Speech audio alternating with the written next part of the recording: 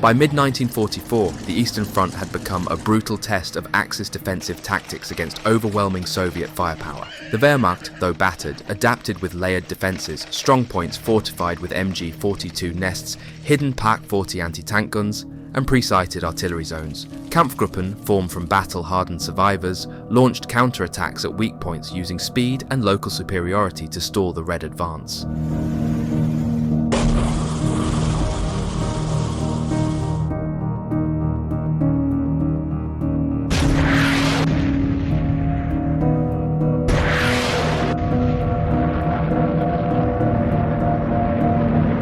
But the Soviet war machine was relentless. Massed artillery, the dreaded god of war, reduced defensive lines to rubble before T-34s and IS-2s surged forward, supported by shock troops armed with submachine guns and flamethrowers. Many units turned cities into fortresses, fighting house by house, street by street. Königsberg, Budapest and Breslau became killing fields, where German soldiers fought to the last round.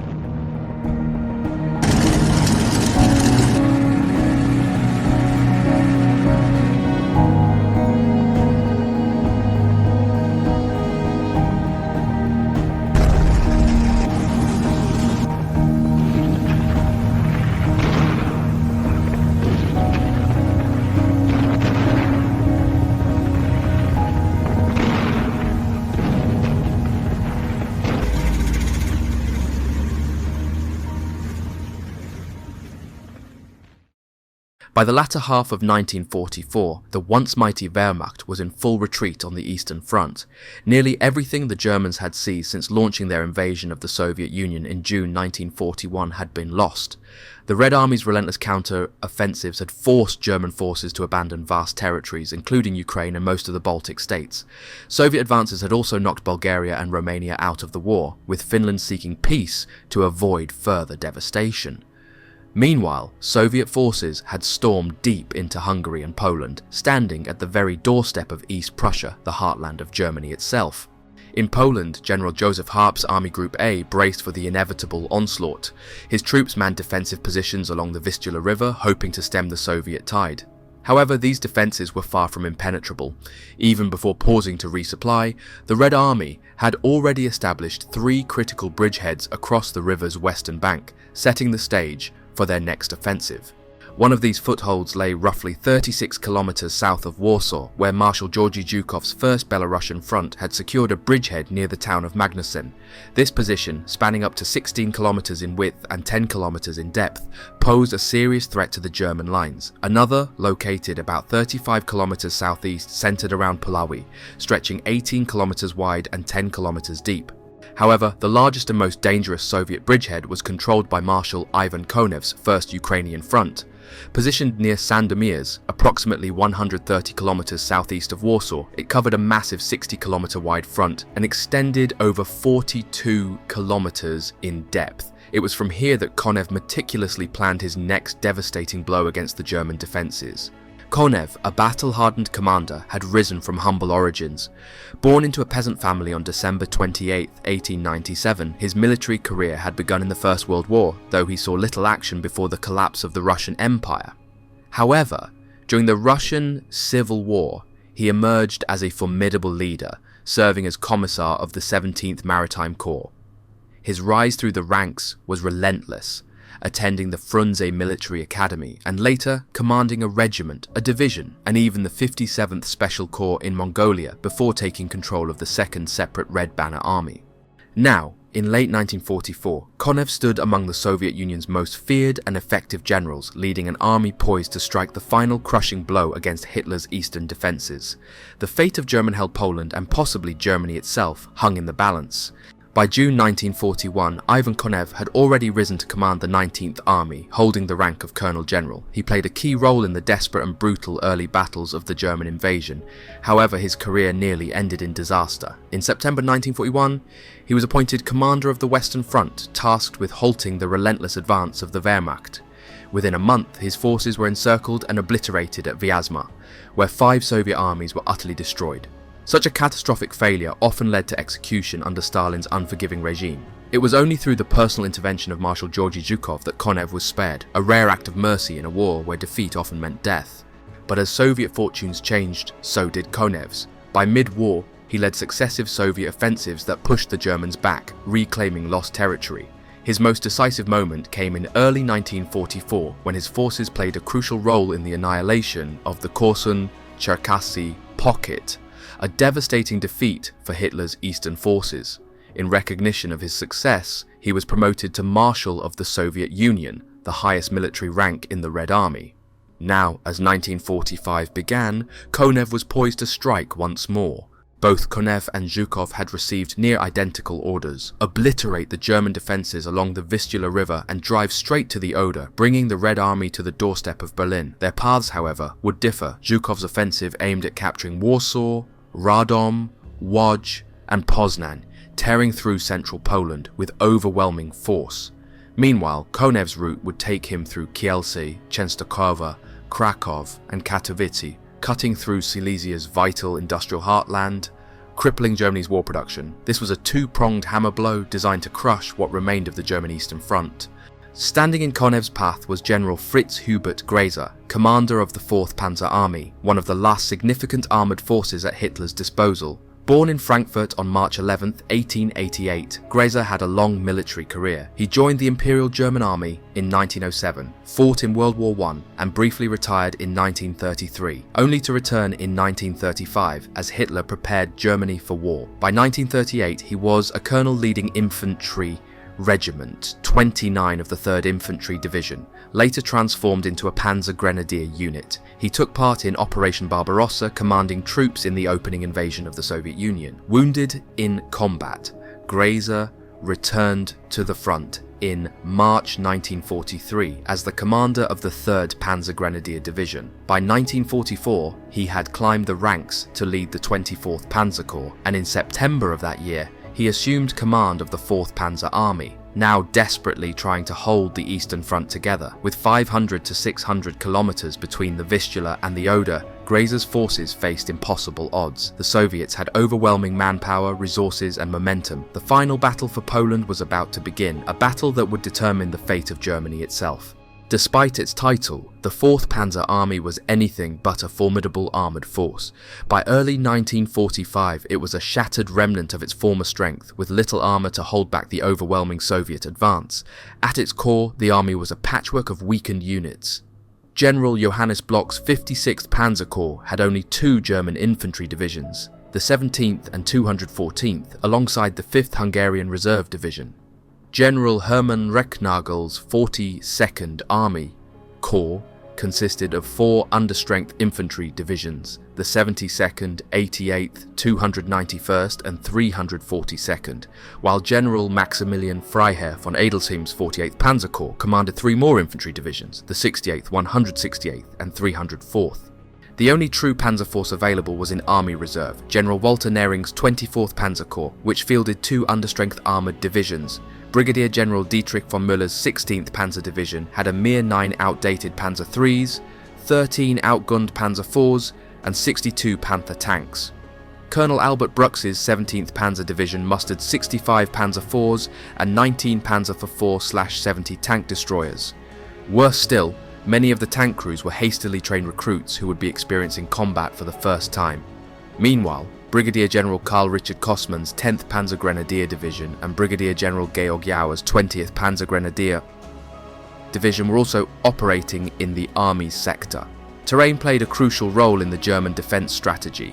The landscape Konev's forces would have to cross was mostly flat and open, ideal for armoured warfare. While fortifications had been constructed in front of the Sandomierz bridgehead, additional defensive lines were hurriedly prepared along the Nida and Pilica rivers. Further back, fallback positions stretched along the Warta and Notek rivers, with a final defensive belt nearly 120 kilometers west.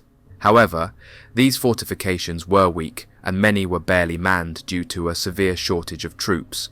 Konev intended to capitalize on his superiority in mobile warfare. His strategy was to launch rapid thrusts deep into the German lines, seizing vital river crossings before the enemy could regroup. Engineers would follow closely behind to construct bridges, allowing armoured spearheads to maintain momentum. Any towns or strongholds that could not be taken immediately would be bypassed, with follow-up forces encircling and eliminating pockets of resistance. To execute his plan, Konev commanded approximately 1.1 million men, with around 750,000 designated as frontline combat troops. German intelligence estimated that 3 or 4 Soviet armies occupied the Sandomierz bridgehead. In reality, there were 6, plus elements of a 7th, ensuring that when the Red Army's offensive began, the German defences would be completely overwhelmed.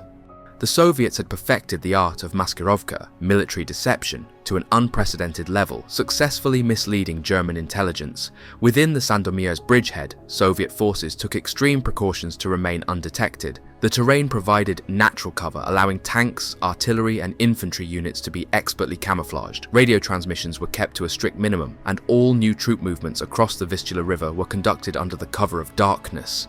Any visible traces of road traffic were swiftly concealed to prevent enemy reconnaissance from detecting the growing build-up.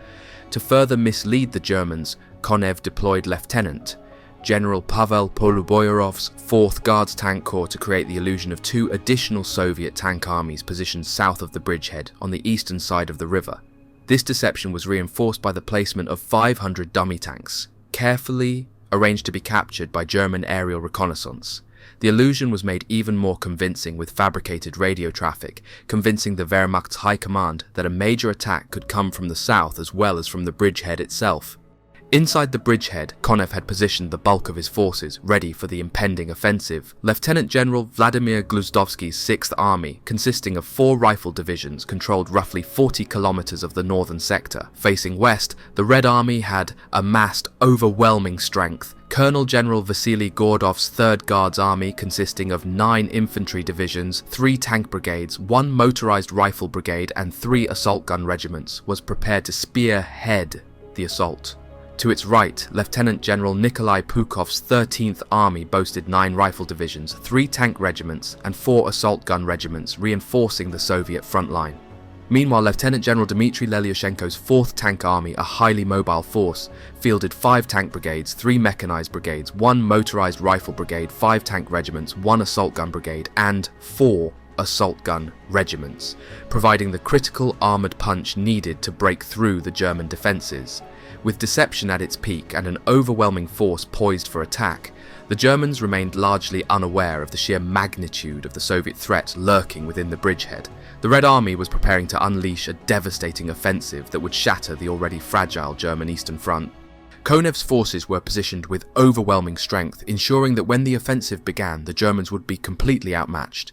South of the primary assault forces stood Colonel General Konstantin Korotev's 52nd Army, consisting of 9 rifle divisions and 1 tank brigade. To his right was Colonel General Pavel Rybalko's 3rd Guards Tank Army, a massive armoured force comprising 7 tank brigades, 1 tank regiment, 5 mechanized brigades, 1 motorized rifle brigade, 1 assault gun brigade, and 6 assault gun regiments. Further south, Major General Georgy Polwektov's 5th Guards Army added another 8 rifle divisions, 1 airborne rifle division, 2 tank regiments, and 8 assault gun regiments to the Soviet order of battle. Konev's left flank was secured by Colonel General Pavel Kurochkin's 60th Army, which fielded 9 rifle divisions, while across the Vistula River on the eastern bank, additional reinforcements stood ready. Lieutenant General Dmitry Gusev's 21st Army, 9 rifle divisions, and Lieutenant General Ivan Korovnikov's 59th Army, 7 rifle divisions. The deception campaign at Sandomierz had been masterfully executed. The Germans estimated they were outnumbered by 3.5 to 1, when in reality the true ratio was closer to 7 to 1. Against the 17th and 18th Panzer divisions, Konev's 4th Guards Tank Army fielded around 800 tanks, while the 3rd Guards Tank Army had 750, giving the Soviets an overwhelming 10 to 15 to 1 advantage in key areas of the battlefield. The scale of the miscalculation was devastating. Grazer's widow, Eldegard, later reflected on her husband's experience, writing in 1971, "My husband later told me that our intelligence had totally failed us. He knew that he was outnumbered, but he had no idea how really bad it was." To ensure total air superiority, Konev's forces were supported by the 2nd Air Army, consisting of 4 bomber divisions, 10 fighter divisions, and 4 air assault divisions. Although poor weather would make air operations difficult, this massive aerial force would still suppress the Luftwaffe and provide cover for Konev's advancing armour. Unlike previous Soviet offensives, where infantry breached enemy lines before tanks were introduced a day or two later, Konev planned to deploy his armour from day one, ensuring that the offensive maintained relentless momentum. At 0500 on January 12th, the battle began. Soviet artillery unleashed a 45-minute bombardment on von Adelsheim's 48th Panzer Corps, with an estimated 420 guns per half-kilometre raining fire upon the 3 German divisions. When the barrage suddenly halted, hundreds of Soviet infantry platoons stormed out of the bridgehead, moving swiftly toward the shattered German defences. Their objective was to seize key positions in the bridgehead perimeter, positions that, in many cases, were quickly overrun as stunned German troops struggled to recover. With the initial breakthrough secured, Soviet artillery resumed its assault, pounding the German secondary positions for another 15 minutes.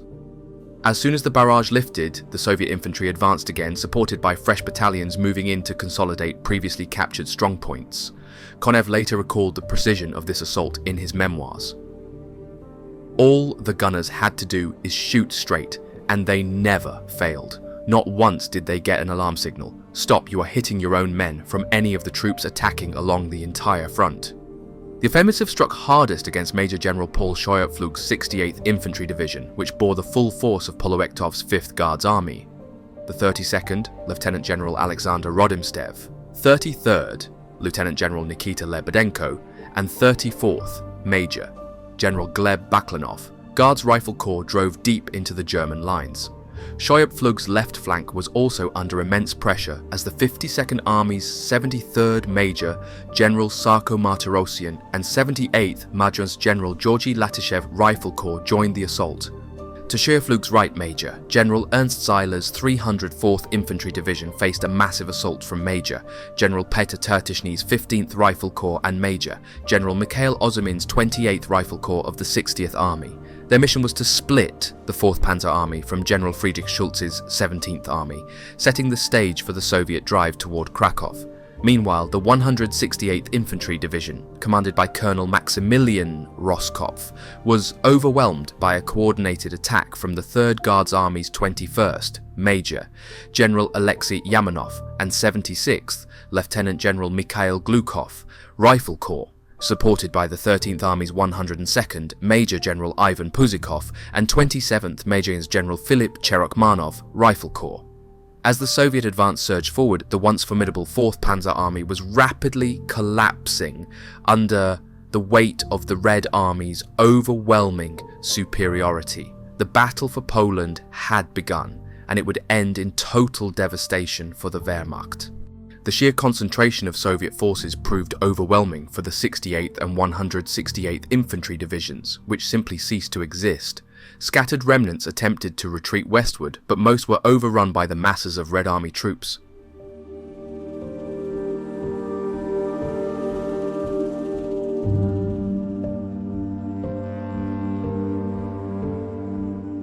We all knew the war was lost. It was evident after the Allies crossed the Rhine.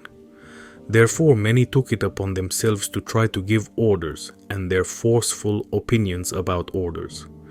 This caused some charges of insubordination to be brought, but due to wartime stresses, these were largely dismissed or the offender transferred. I did not hear any defeatist talk, however. We somehow believed a miracle would happen. At the least, we were told even resisting for just one more day meant the escape of those fleeing the Reds. We had heard it was very bad in the east, with many civilians suffering from the winter cold while escaping the Red Army. In the west it was bad also. Most all German cities had been badly bombed and the civilians had crowded the small towns. We were placed in a blocking position to face the advancing Americans and slow them down. This was in April, if I remember right. We had a warm-up, but that only meant the Chabos, American planes, were out often. Those devils shot at anything that moved, military or civilian.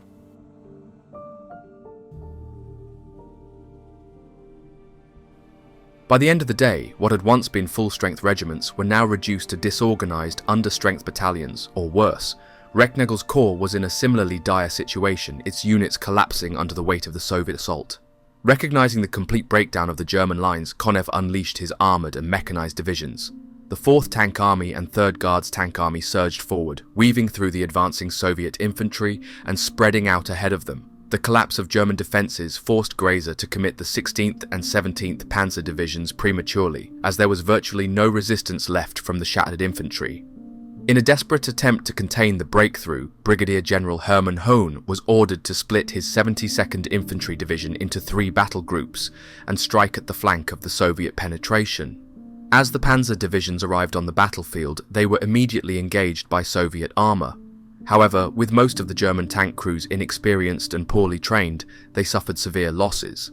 Despite their desperate attempts to mount a defence, the Soviets pressed forward, bypassing the disorganized German armour and continuing their advance. By the end of the first day of battle, Soviet tank and mechanized units had penetrated 20 to 25 kilometers behind the German lines, with Red Army infantry 10 to 15 kilometers behind them. The shock of the Soviet assault, combined with the devastating artillery bombardment, completely crippled German communications. There was total chaos, Frau Grazer later recalled her husband saying. Most of von Edelsheim's and Recknagel's corps were no longer there. The divisions were just gone.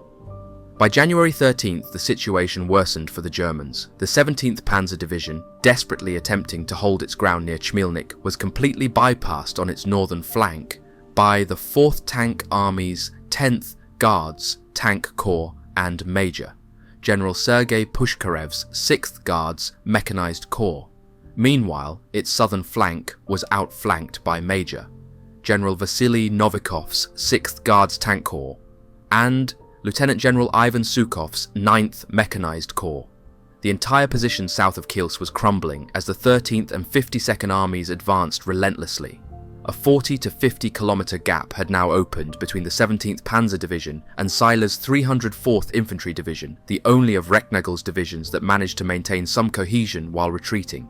In a last-ditch attempt to reinforce the crumbling front, General Joseph Harpe's Army Group A pulled together one regiment from Brigadier General Georg Kosmuller's 344th Infantry Division and threw it into the fight.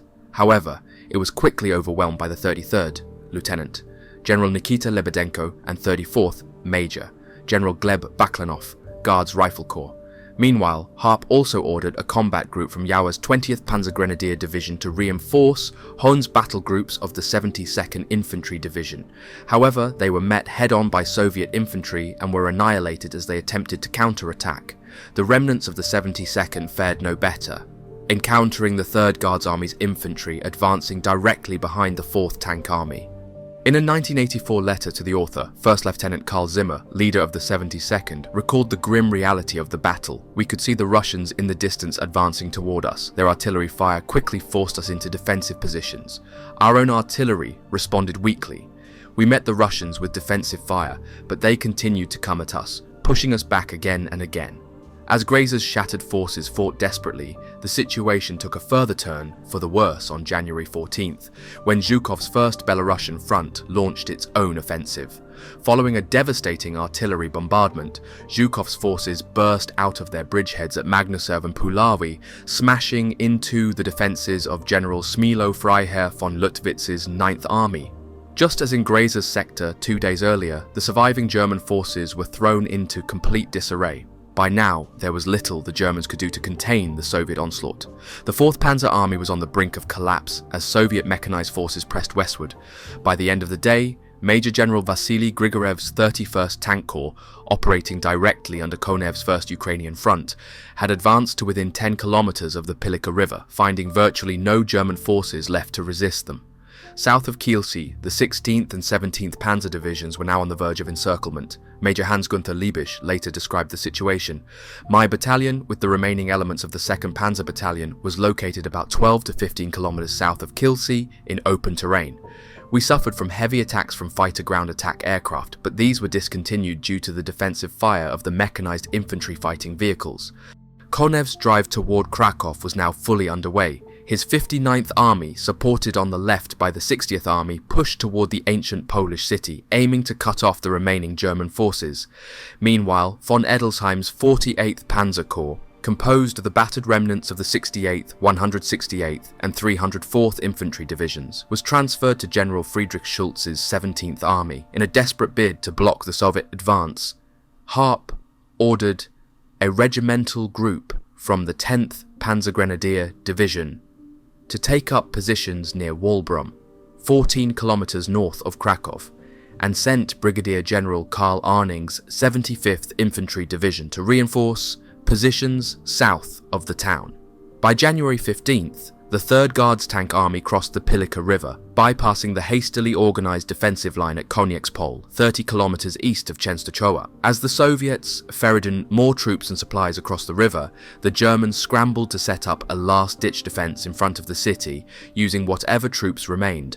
North of Krakow, Poluboyarov's 4th Guards Tank Corps, followed by the 59th Army's 43rd and 115th Rifle Corps, smashed through the 75th Infantry Division's lines and continued westward. In response, Harp pulled together yet another defensive force, ordering Major General Hans Wagner's 269th Infantry Division to take up positions 24 kilometers northwest of Krakow. Despite these desperate countermeasures, it was becoming increasingly clear that the Germans could not contain the Soviet juggernaut. The Red Army's relentless advance was now deep inside German-occupied Poland, tearing apart the remnants of Hitler's once feared Eastern Front. Inside the Kielce sector, the situation had become catastrophic. While the 16th Panzer Division managed to break out of encirclement, the 17th Panzer Division remained trapped. In the early hours of January 15th, the division's remnants attempted a desperate breakout, but ran straight into a heavily fortified Soviet blocking position. Anti-tank guns ripped through the German columns, destroying what little remained of their vehicles. After fierce fighting, the survivors managed to reach the rearguard of 16th Panzer, but it was clear that 17th Panzer as a division had ceased to exist. Major Hans-Günther Liebisch, recalling the battle, later wrote, "After 3 days of battle, the battalion, together with what remained of other battle groups, particularly the 2nd Panzer Battalion, had broken through several ranks of enveloping enemy elements and had finally made contact with elements of the 16th Panzer. No uniform, command and control had existed in these operations. The will to break through had induced us to joint action. The 17th Panzer was no longer. The remnants of both panzer divisions were hastily reformed into Combat Group von Müller, led by General Dietrich von Müller, commander of 16th Panzer Division. However, with Soviet forces already inside Kielce and fires raging throughout the city, the battle group had little choice but to retreat westward in an attempt to establish a new defensive line. While fierce urban combat raged in Kielce, Rybalko's 3rd Guards Tank Army, supported by 31st Tank Corps, bore down on Częstochowa. Rear German units offered some resistance, but there was little meaningful opposition to the Soviet advance. To the southeast, Poluboyarov's 4th Guards Tank Corps led the charge for Korovnikov's 59th Army, heading straight for Krakow. Desperate to slow the advance, Brigadier General Karl Arning's 75th Infantry Division mounted a fierce defence, but Soviet forces punched through its lines in multiple places, forcing a fighting retreat. The already hard-pressed 17th Army could only spare a handful of reinforcements to reinforce positions north of the city, momentarily slowing the Soviet advance. Back in Berlin, the gravity of the situation was not lost on General Heinz Guderian, chief of the General Staff of the army. As early as January 9th, he had telephoned Hitler's headquarters, where the Führer was still fixated on the failing Ardennes offensive in the west. Guderian pleaded for reinforcements to be sent east, warning of the catastrophic danger unfolding in Poland. Hitler's response was silence, followed by a curt dismissal. The Eastern Front must make do with what it's got. The only concession Hitler made was ordering General Dietrich von Saucken's Panzer Corps Grossdeutschland to redeploy from East Prussia to the Łódź area. The move infuriated Guderian as it left the already crumbling East Prussian defences even more vulnerable.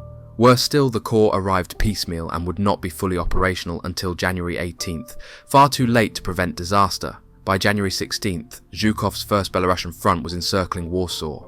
In a last-minute effort to avoid being cut off, Harp ordered his forces to withdraw from the city, narrowly saving 46th Panzer Corps before the ring closed. Warsaw fell to Soviet forces the following day, with Radom also lost on January 16th. Further south, fighting intensified around Kielce. Shattered German units, desperate to avoid total annihilation, gathered around Nering's 24th Panzer Corps, forming improvised hedgehog positions to resist Soviet attacks from all sides. The fighting was savage, but most of the Soviet armour had already moved west, giving the Germans a temporary reprieve. By nightfall on January 16, Novikov's 6th Guards Tank Corps had reached the outskirts of Radomsko, while Latishev's 78th Rifle Corps secured its southern flank. Meanwhile, 31st Tank Corps, with 33rd and 34th Guards Rifle Corps, closed in on Czestochowa, as Soviet artillery began bombarding German positions east of the city. The next day, January 17th, Warsaw officially fell to Zhukov's forces. While Zhukov took credit for the capture of Warsaw, Konev's forces continued their westward drive. Czestochowa was now completely encircled, with heavy fighting raging in the streets. The assault was led by Colonel Grigory Polishchuk's 9th Guards Airborne Division, Colonel Vladimir Komarov's 13th Guards Division, and Major General Vikenty Skriganov's 14th Guards Rifle Division. By nightfall, the city had fallen. Meanwhile, the 7th Guards Tank Corps and 31st Tank Corps bypassed the city altogether, racing westward. At Krakow, the situation was growing more desperate. Arning's 75th Infantry Division, reinforced by Brigadier General Georg Kosmala's 344th Infantry Division, fought to hold positions north of the city, but Soviet forces had no intention of engaging in a prolonged battle. Poluboyarov's 4th Guards Tank Corps swung southwest, bypassing the German line, while the 60th Army launched a direct assault. Meanwhile, in the Kielce sector, the situation turned critical. Nering's 24th Panzer Corps and Recknagel's 42nd Army Corps were both cut off from each other, forming floating pockets of resistance. These groups attempted to fight their way west, repelling constant Soviet attacks. German First Lieutenant Karl Zimmer, recalling the chaos, later wrote, "What was left of my battalion made its way through the Nering pocket line. Some units of the 72nd were still with Recknagel, and some had also made their way here, but we had no cohesion. My battalion was thrown into the line with a unit of the 88th Division on one side, and a unit from another division on the other side." As Nering's forces struggled to escape, the Red Army tightened its grip. The German pocket was now completely surrounded by 5 Soviet Rifle Corps, a Cavalry Corps, 2 Tank Corps, and a mechanized corps. Staying put meant certain annihilation, so the Germans had no choice but to keep moving west, forming a makeshift defensive perimeter with their combat units on the outside and supply, medical, and rear echelon troops in the middle. With Soviet forces advancing relentlessly across Poland, it was becoming increasingly clear that the collapse of the Eastern Front was inevitable. On the afternoon of January 17th, Colonel Hans-Günther Liebisch and his men finally broke out westward. The next day they reached an army supply depot, where they refueled before destroying the facility to prevent its use by the advancing Soviets. From there, the survivors formed a moving pocket, retreating westward under constant pressure. How many soldiers were in the pocket, I don't think we will ever be able to find out, Liebisch later recalled. There are estimates that more than 100,000 soldiers were in this pocket. The armoured personnel carriers of the battalion alone carried at least 8 divisional commanders. One commander who did not escape was Colonel Albert Brux, the commander of the 17th Panzer Division. Wounded in the Kielce area, he was captured by Soviet forces on January 17th. He would not return to Germany until January 1956. Meanwhile, the Soviet advance continued as planned. With the fall of Czestochowa on the evening of January 17th, Soviet infantry divisions followed behind the mechanized and armoured formations, driving west toward the Oder River. Facing minimal resistance on the ground and with no serious aerial threat, Soviet supply columns operated day and night to sustain Konev's fast-moving mobile units. Tank and mechanized brigades were operating up to 80 kilometers ahead of their infantry armies, requiring a staggering 300 trucks per day just for fuel, and another 300 for ammunition.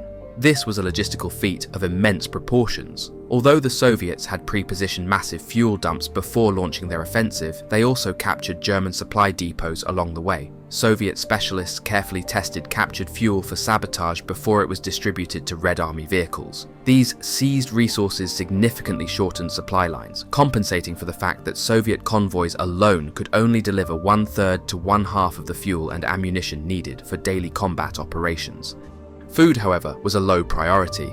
While Soviet troops carried rations, mostly American-made Spam, they were expected to live off the land. As a result, when the Red Army liberated Polish towns and villages, they also looted them for food, adding to the already immense suffering of the Polish civilian population. By January 18th, German resistance stiffened east of Katowice. To avoid encirclement by the 4th Guards Tank Corps, German units north of Krakow began withdrawing westward.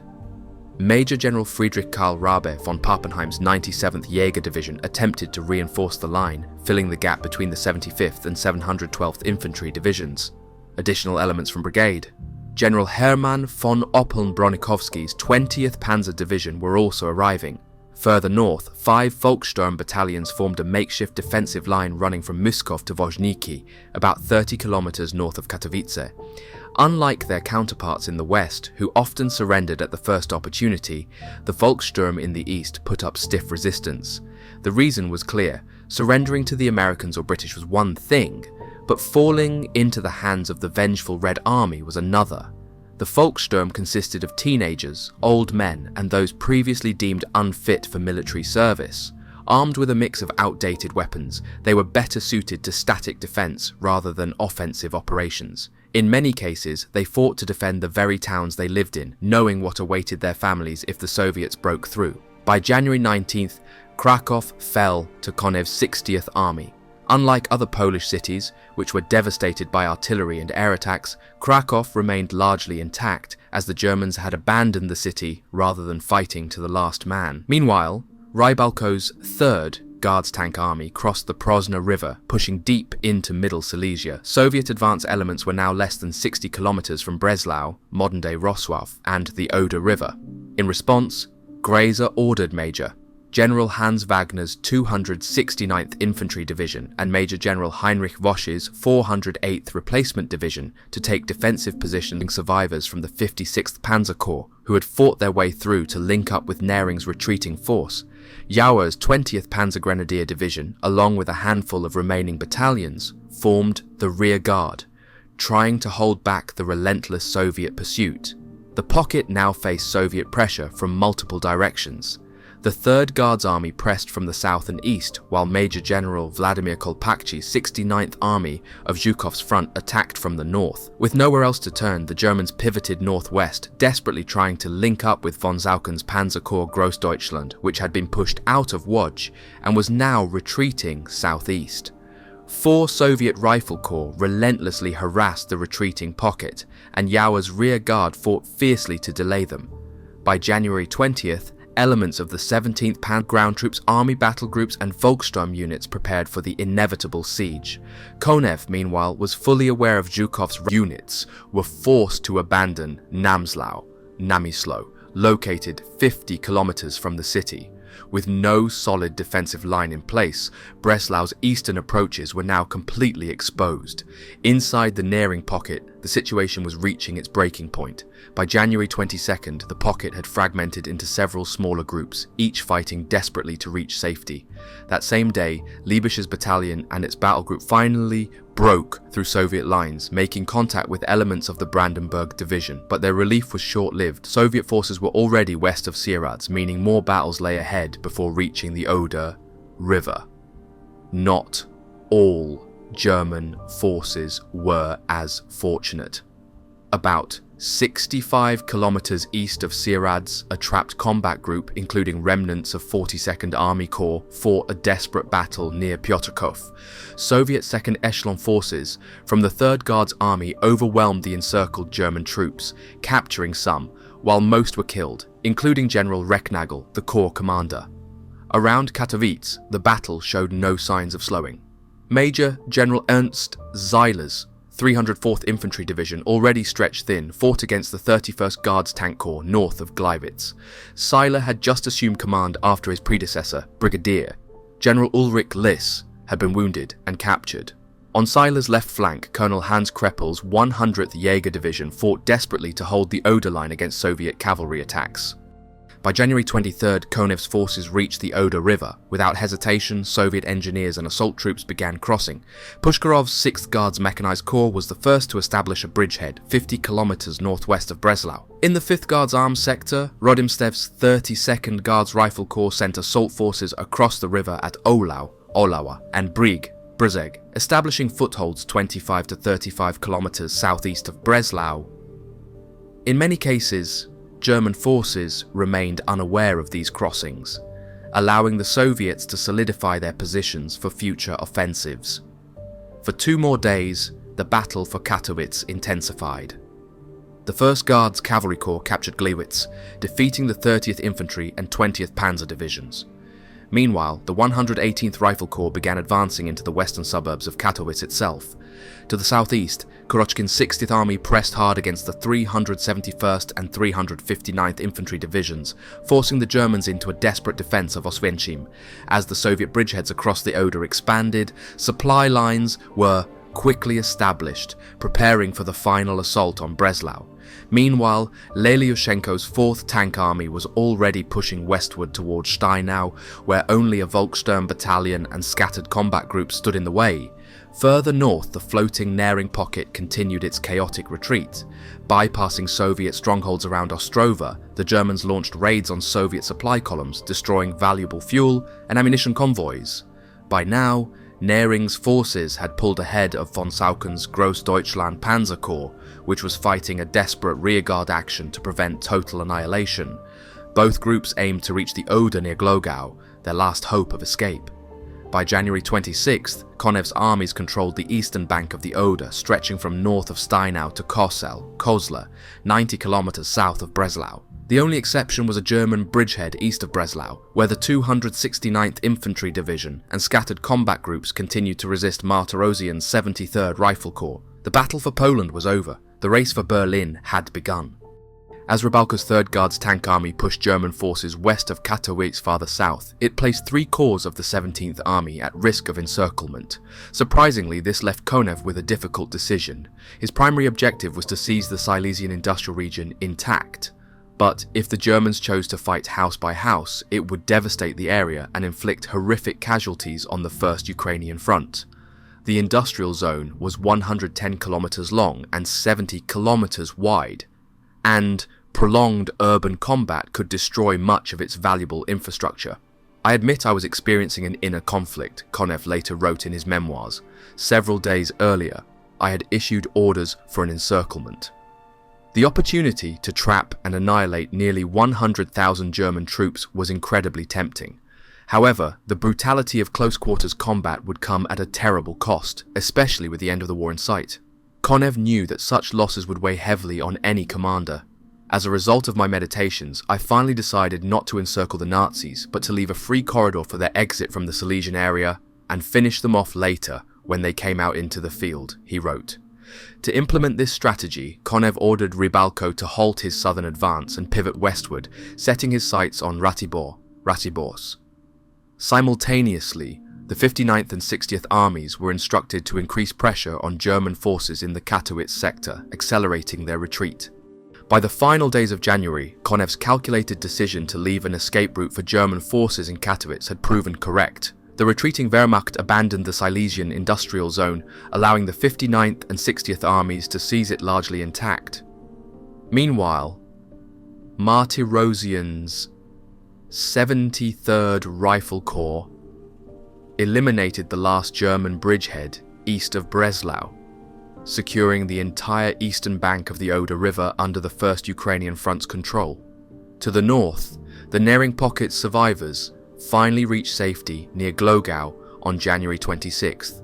However, the journey had come at a steep price, with the death of General Johannes Bloch, commander of the 56th Panzer Corps, making him the 2nd Corps commander of the 4th Panzer Army to be killed since the Soviet offensive began.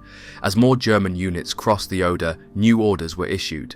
Naring was instructed to strike south along the western bank of the river, while von Sauken was to advance south along the eastern bank, launching counterattacks against the Soviet forces as they consolidated their newly won positions.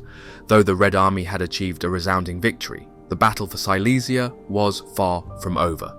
With no armour and dwindling manpower, the orders given to Nering and von Sauken were impossible to fulfill. Despite their best efforts, Soviet strength was simply overwhelming. By February 2nd, the remnants of the Grossdeutschland Panzer Corps finally crossed the Oder, retreating via a pontoon bridge hastily constructed by Nering's engineers. They joined their comrades on the western bank, escaping total destruction. That same day, the Soviets officially declared the Vistula-Oder operation complete. While scattered German forces remained trapped on the eastern side of the Oder, they were quickly eliminated in mopping up operations. Though fighting continued south of the Silesian industrial zone, Konev had achieved his primary objectives. In just 21 days, his forces had advanced up to 600 kilometers, obliterated the 4th Panzer Army, shattered large portions of the 17th Army, and secured the Silesian industrial heartland largely intact. Now, Breslau was encircled, and the Red Army was preparing for the next phase of the war. The German losses were catastrophic. Tens of thousands had been killed or wounded, and entire divisions had been annihilated, never to be reformed. Others were reduced to little more than reinforced battalions. Liebisch recalled that his battalion of the 17th Panzer Division had been cut to 1/3 of its original strength. Both the 16th and 17th Panzer Divisions were deemed barely battle-worthy after the operation concluded. Konev's casualties were also significant. His first Ukrainian front lost 26,219 killed and 89,567 wounded or sick, an average of 5,034 casualties per day. Though his forces had suffered heavily, the Soviet war machine could replace most of these losses. With the conclusion of the Vistula-Oder offensive, the Red Army now stood within striking distance of Berlin. However, before the final assault on the Reich, reinforcements, supplies, and fresh equipment had to be brought up. There were still German forces holding out in Hungary, East Prussia, northern Poland, and along the Baltic coast, all of which had to be dealt with before the Soviet hammer could fall on the German capital. The war was not yet over, but the Third Reich's days were numbered. In just 3 months, Hitler's empire would cease to exist. And with that, we wrap up today's video. I'm incredibly grateful to have you here until the end. Your support truly means the world to me. A huge shout out to my amazing patrons. If you'd like to support the channel or get access to some exclusive content, the links to my Patreon and Instagram are down below. I hope you learned something new, and as always, I'll see you in the next adventure. Take care and goodbye for now.